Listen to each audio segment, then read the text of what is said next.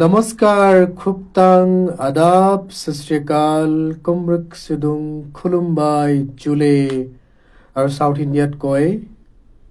কি বুলি কয় বৰ্ডাকম সকলোকে স্বাগতম জনাইছো আজিৰ বিষয়টো হৈছে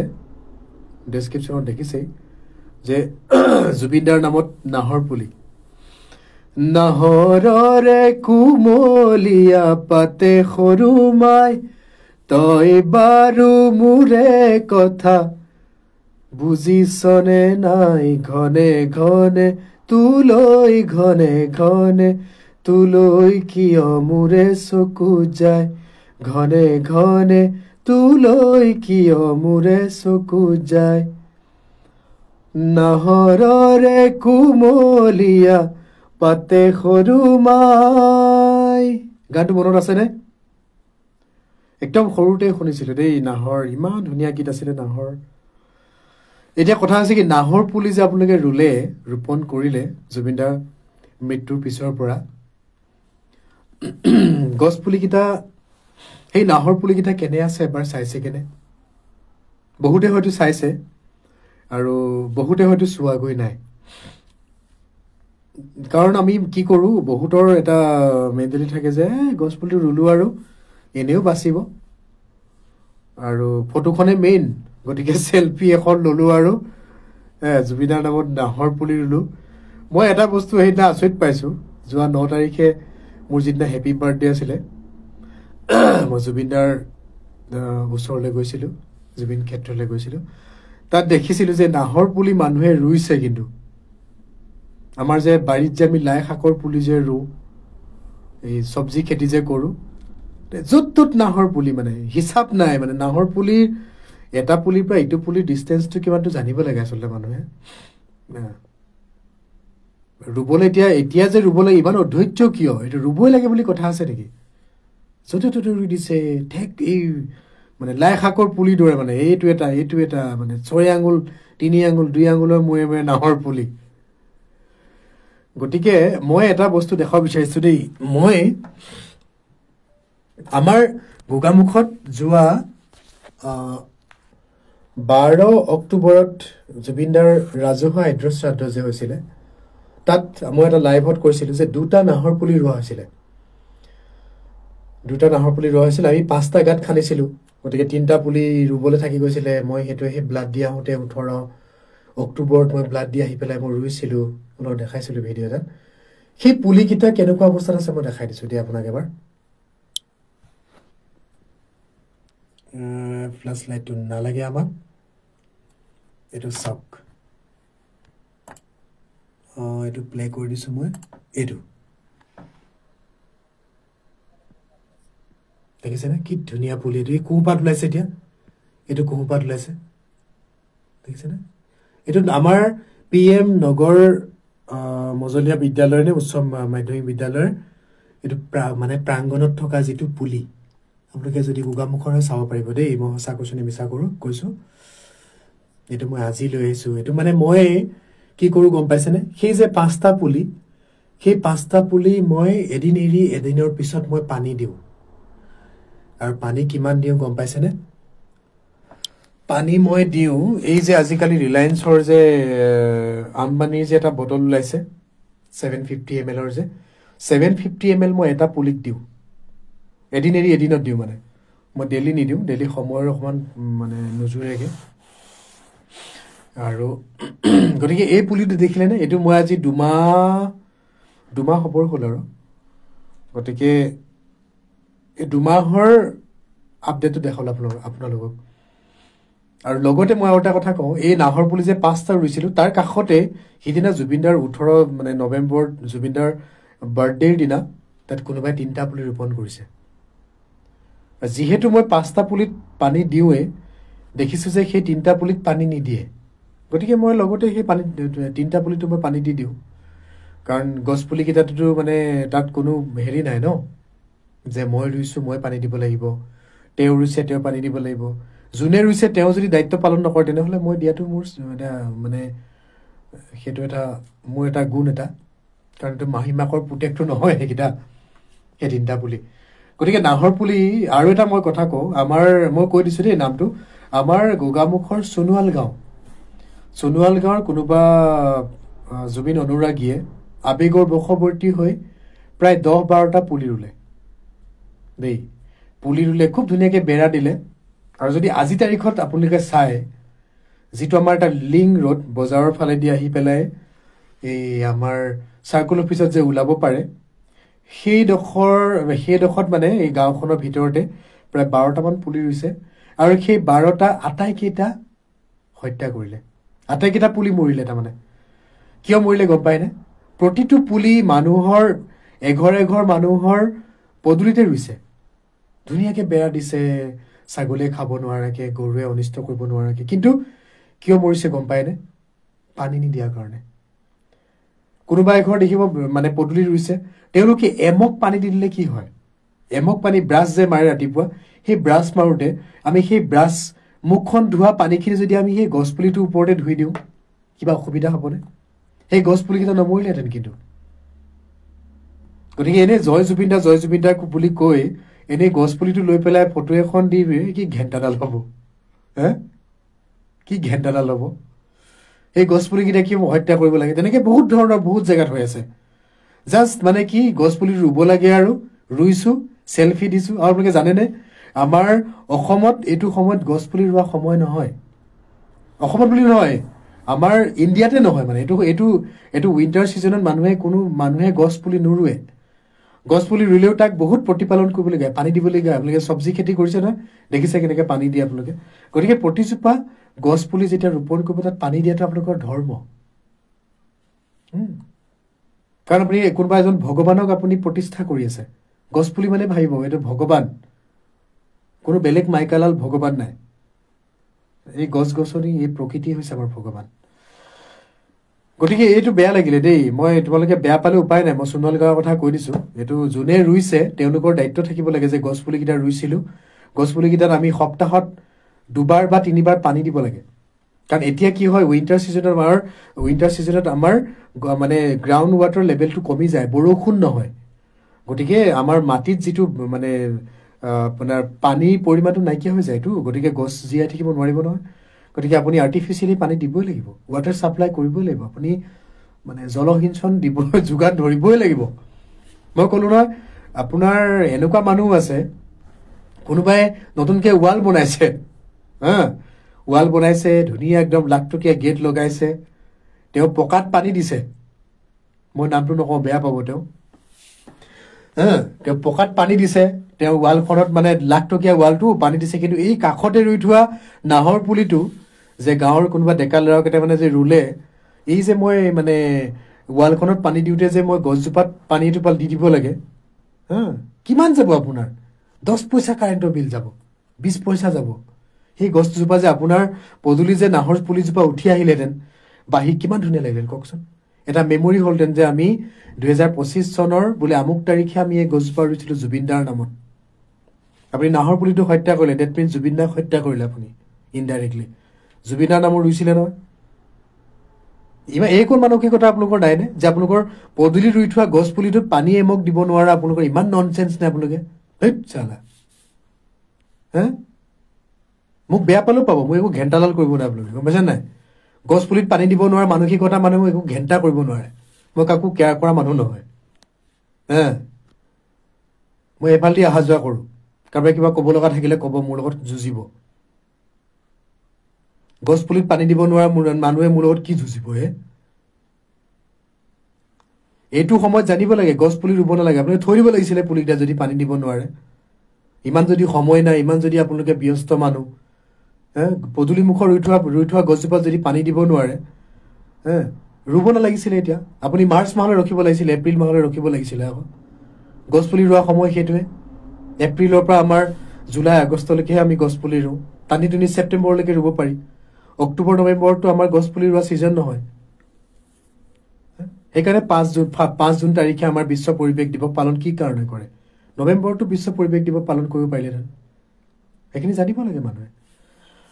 গতিকে মোৰ দুখ লাগিছে কেলে এই মানুহ মানে এনেই ৰাস্তাত বোলে ৰুই দিছে বেলেগ কথা মানুহৰ কোনো ৰেছপনচিবিলিটি নাই বোলে অহা যোৱা নকৰে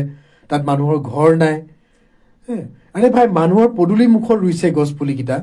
ৰোৱা কিজন বাৰ ৰুই থৈ গ'ল তোমালোকৰ দায়িত্ব আছে নাই তোমালোকৰ পদূলিত যে নাহৰ পুলি এটা ৰুইছে এই নাহৰ পুলিটোত এমক পানী দিব পৰা তোমালোকৰ কেপাচিটি নাইনে এদিনত নালাগে নেক্সট ডে তুমি অল্টাৰনেট ডেটো তোমালোকে এমক পানী দিব পাৰা ন মই বহুত দিনৰ পৰা চাই আছো মই ভিডিঅ' এটা কৰি আনিছিলো মই নেদেখাওঁ আজি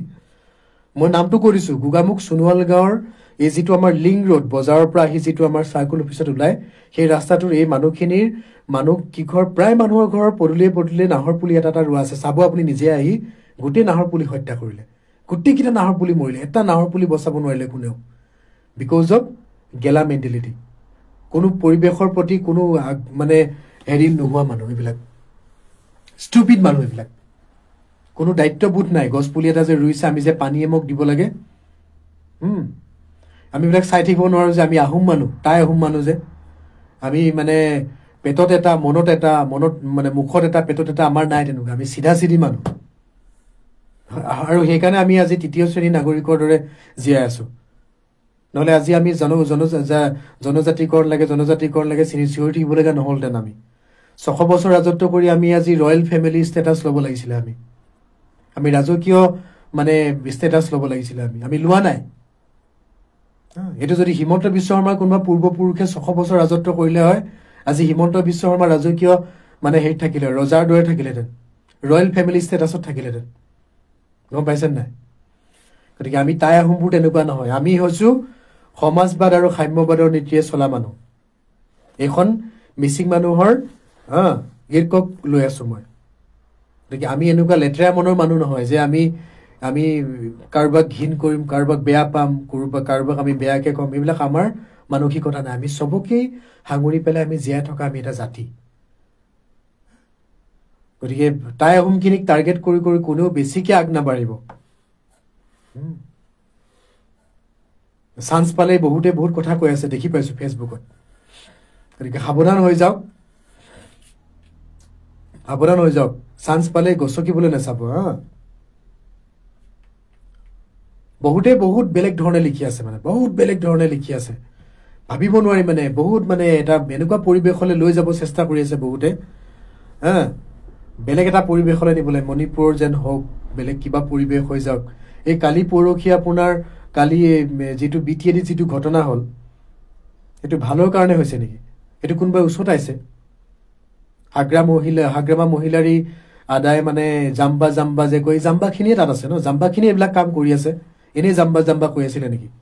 জাম্বা মানে কি বুৰ্বক একো নাজানা মানুহ জাম্বা মানে কি আৰে ভাই হাগ্ৰামা মহিলাই মানে জনজাতিকৰণত মোৰ কোনো প্ৰব্লেম নাই মোৰ কোনো অসুবিধা নাই আমি এনঅচি দি দিছো বুলি কোৱাৰ কাৰণে এইটো প্ৰব্লেম নেকি হাগ্ৰামা মহিলাৰী সেইখন মানে পাৰ্লিয়ামেণ্ট সেইখন মানে নিজৰে সম্পত্তি মনিষ্ঠ কৰিছে ন তাততো অকল ছাত্ৰ সংগঠন নহয় তাত এনেকুৱা মানে পোষ্টাৰ লগাই আনিছে চিচি টোৱা লিখা আছে গতিকে কাৰোবাৰ পৰিচনত চলি আছে এইবিলাক কাম নকৰিব এইবিলাক অসমীয়া হৈ চবেই জীয়াই থাকিব লাগে অসমৰ মই দুইটা বস্তু সাঙুৰিলো নাহৰ পুলিৰ লগতে মই এইটো বিষয় সাঙুৰি দিলো কি সেইটো এটা জ্বলন্ত সমস্যা হৈ আছে অসমখন উদ্ধাৰ কৰিবলৈ অসম বচাব লাগে অসমখন আৰু আমাৰ এই চেলেগা কেইটা তাই আহোমৰ যিকেইটা চেলেগা কেইটা চেল খোৱা কেইটা আছে নহয় সেইকেইটা অলপ অনুধাৱন কৰিব লাগে এই চেল খোৱা কেইটা আছে নহয় চেলেগা কেইটা ইহঁতক অলপ চাব লাগে ৰাইজে কোন কেইটা কোন কেনেকুৱা এইখিনিয়ে কথা আছিলে গতিকে মই এইটোৱে ক'লো যে মই 8টা নাহৰ পুলি এটলিষ্ট বৰষুণ অহালৈকে মই পানী দি থাকিম আৰু সিহঁতক মই প্ৰতিপালন কৰি থাকিম সেইটো মোৰ দায়িত্ব লৈছোঁ আমাৰ যিটো সদৌ টাইম আমাৰ গোগামুখৰ যিটো আঞ্চলিক টাইম ছাত্ৰ সন্থাৰ অফিচ আছে অফিচত মই পানী বটল কিছুমানত মই 20-25টা পানী বটল মই ৰিফিল কৰি থওঁ আৰু মই 3 দিন মূৰে মই গৈ পেলাই সেই 8টা 24টা বটল 3 দিনৰ মূৰত আকৌ সেই 24টা বটল মই পানী ৰিফিল কৰোঁ ৰিফিল কৰি পেলাই এই 8টাকে দিওঁতো প্ৰতি মানে এদিনৰ মূৰে গতিকে সেই বটলখিনি শেষ হ'লে আকৌ মই তেওঁলোকৰ তাতে মটৰ এটা আছে মটৰেৰে পানী ভৰাওঁ বটলত কাৰণ কেতিয়াবা কাৰেণ্ট নাথাকিব পাৰে মই যোৱাৰ সময়ত গতিকে কিবা ইছ্যু হ'ব পাৰে গতিকে পানীটো মই ষ্টক কৰি ৰাখোঁ যাতে নাহৰ পুলিকেইটাক পানী মই দি থাকিব পাৰোঁ গতিকে এইখিনিয়ে কথা যে নাহৰ পুলিকেইটা যদি ৰুইছে আপোনালোকে য'তেই নুৰুৱক আপুনি য'তেই জুবিন দাৰ নামত যদি নাহৰ পুলিকেইটা ৰুইছে প্লিজ প্ৰতিপাল কৰক প্লিজ দিনত নহ'লেও এদিনৰ মূৰে মূৰে আপুনি পানী এমক দিয়ক 500 ml দিয়ক নাহৰ পুলিকেইটা বাচি থাকিব বাচি থাকিলে জুবিন দা বাচি থাকিব আমাৰ মাজত কাৰণ আমি অসমীয়া জাতিটো হৈছে আৱেগিক জাতি খেৰৰ জুই ধৰে এই ভুজকে জ্বলিলো ভুজকে শেষ গতিকে আমি অকমান চাব লাগে আৰু ইটোৱে ইটো জাতিক মানে সাপোৰ্ট কৰিব লাগে দেই মই মিপাক মই মিচিং এই মিপাক মৰি যাওক আমাৰ কি যায় আমি বাচি থাকিলে হ'ল এই অসমীয়া কিটা মৰি যাওক আমাৰ কি যায় আমি বাচি থাকিলে হ'ল এইবিলাক চিন্তা পৰিহাৰ কৰিবলৈ আমি সব অসমীয়া হৈ জীয়াই থাকিলে আমি আমাৰ অসম বাচিব নহলে যিটো ৰাজনীতি চলি আছে নহয় এটা সময়ত কি হ'ব আপুনি নিজে চিন্তা কৰক আমি বেছি এইবিলাক লেকচাৰ মাৰি লাভ নাই গতিকে আমি যেতিয়া আগতে এইটো এটা কথা থাকি গৈছিলে মই লগতে কৈ দিওঁ আমি যেতিয়া কিবা এটা চাকৰিৰ কাৰণে আমি ফৰ্ম ফিল আপ কৰোঁ বা এতিয়া আপুনি কিবা যদি অনলাইন কিবা এটা ফৰ্ম ফিল আপ কৰে আপোনাৰ কাষ্টত কি লিখা থাকে OBC MOBC general SC STP মানে প্লেন ST হিলছ H থাকে হিলছ এতিয়া এটা নাভূত নাচুত ঘটনা STV বুলি এটা দিবলৈ চেষ্টা কৰি আছে যেটো সংবিধানত নাই ভেলি বুলে ST ভেলি গতিকে এইবোৰ লজিক থকা কথা কিছুমান যেতিয়া সংসদত মানে সদনৰ আমাৰ ককাই দিও মোৰ জাতি ভাই অখিল গগৈ দাদাই যেতিয়া উল্লেখ কৰে ষ্টাডি কৰি পৰিবেশ বিলাক গুটি সিস্টেমটো যেতিয়া ষ্টাডি কৰে গুটি কথাখিনি যদি ষ্টাডি কৰি পেলাই ক'বলৈ যায় অখিল গগৈ কি বুলি কয় মেন্টেল প্ৰবলেম হৈছে মানসিক ভাৰসাম্য হেৰুৱাইছে কিয় চিঞৰে ইমান কিয় চিঞৰিবলৈ গম পায়নে চিঞৰিবলগা এটা কাৰণ হৈছে যেতিয়া বিধানসভাৰ অধ্যক্ষজনৰ ভূমিকা নিৰপেক্ষ ভূমিকা হ'ব লাগে তেওঁ কিন্তু বিজেপি সাপোৰ্টত কথাবিলাক কৈ থাকে কিবা এটা হলে আপুনি বহকচোন